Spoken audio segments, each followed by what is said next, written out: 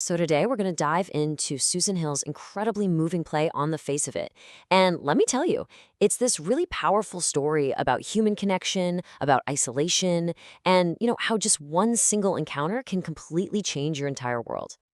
At its core, the whole play really boils down to this one simple but massive question. Can one conversation actually change a life? I mean, really, can a short, totally unexpected meeting undo years of pain and just rewrite someone's future? We're about to see that question get answered in a pretty surprising way. Okay, so let's meet our two characters, who, on the surface, couldn't be more different. First, you've got Derry. He's a young boy, just consumed by bitterness because of his scarred face. And then you have Mr. Lamb, an old man who's found his entire world right there, inside the walls of his garden. So how do these two completely different worlds collide? Well, it all starts when Derry decides to sneak into a place he thinks is empty, a place he thinks is abandoned. Derry climbs over a garden wall, just looking for some solitude, right? The second he realizes he's not alone, his gut reaction is just pure fear and panic. His first words say it all. He wants to be invisible, to just run away from any kind of human contact. And this is the moment. This is where you see their two worlds just smash into each other. Derry climbs a wall, a barrier, thinking he's not wanted. But Mr. Lamb's whole philosophy is the complete opposite. His gate is always open. It's this radical invitation to absolutely anyone and everyone. To really get why Mr. Lamb's welcome is such a shock to Derry, you have to understand the kind of prison he's living in every single day. You see, Derry is absolutely convinced that his face is the only thing anyone ever sees. He truly believes he can read the horror and the pity in everyone's mind. He projects this fear onto every single person he meets, building a wall in his head that's way bigger than the one he just climbed. And this is what's so tragic. The fear that he sees in other people has turned inward. It's not just about what others think anymore. No, it's so much deeper than that. He's absorbed that fear so completely that his own reflection has become a source of terror for him. The source of all this pain was a horrific accident, but the play makes a really crucial point here. The acid didn't just burn his face. The line is, it ate him up.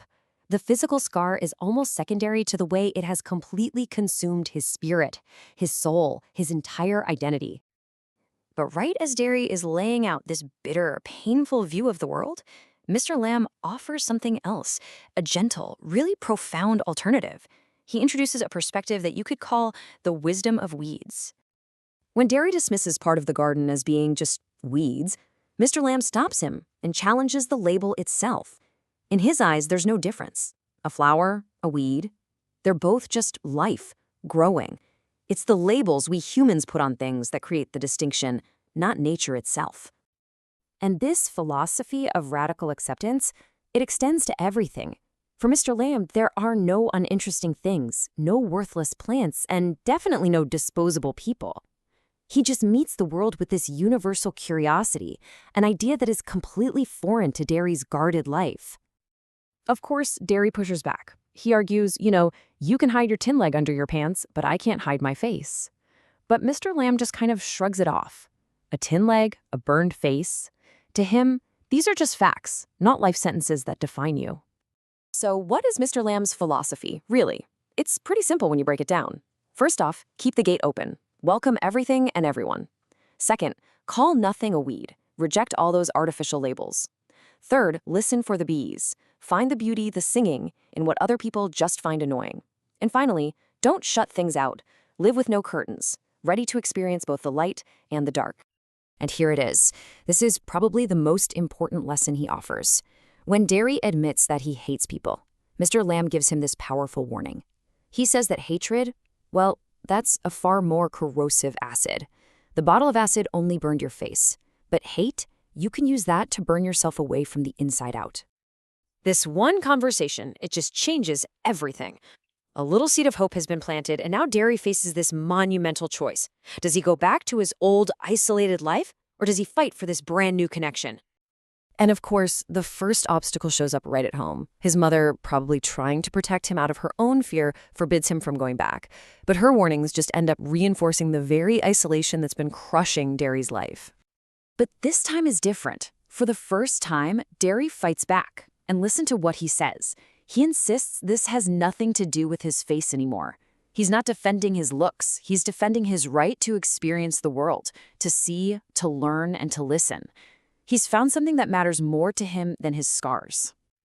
Wow. This quote just perfectly captures what's at stake. Derry gets it. This isn't just about visiting some old man in a garden. This single choice, to go back or to stay home, represents his entire future. Choosing his mother's house means choosing fear forever. But choosing the garden, that means choosing the world. So he defies his mother. He makes his choice, and he runs back to the garden. But the scene he finds when he gets there is not the one he, or any of us, expects. He's filled with this new hope, a new purpose. For the first time, he's not running away from something, he's running towards someone. But when he gets there, there's just this terrible, jarring silence. There's been an accident. The ladder Mr. Lamb used for picking crab apples has fallen, and Mr. Lamb is on the ground. The whole vibrant garden is just suddenly still. Derry's words as he kneels there are just absolutely heartbreaking. He's announcing his victory. He's proving that he kept his promise, but he's saying it to someone who can no longer hear him. He even uses the nickname Lamey Lamb, which shows just how much he's changed. And this is where the play leaves us. Mr. Lamb is gone, but the seeds of his philosophy, that wisdom of the weeds, have been planted. Will this one brief encounter be enough to give Derry the strength to face the world? Or will this final, awful tragedy send him right back behind his walls for good? The play doesn't give us the answer. It leaves us to wonder about the lasting power of a single transformative connection.